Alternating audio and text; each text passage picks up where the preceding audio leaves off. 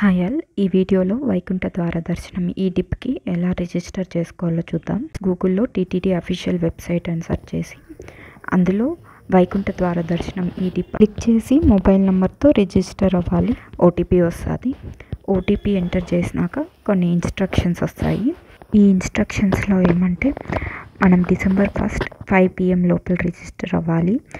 And మనకు కావాల్సిన dates and details ఎవరెవరు వెళ్తున్నామో అవన్నీ ముందే సబ్మిట్ చేయాలి. సో ఒకసారి సబ్మిట్ చేసిన తర్వాత చేంజ్ చేయలేం. అండ్ ఇండియా వాళ్ళకి Aadhaar card mandatory and foreign వాళ్ళకి visa and passport details enter చేయాలి. ఒక పర్సన్ మల్టిపుల్ టైమ్స్ రిజిస్టర్ అవ్వకూడదు.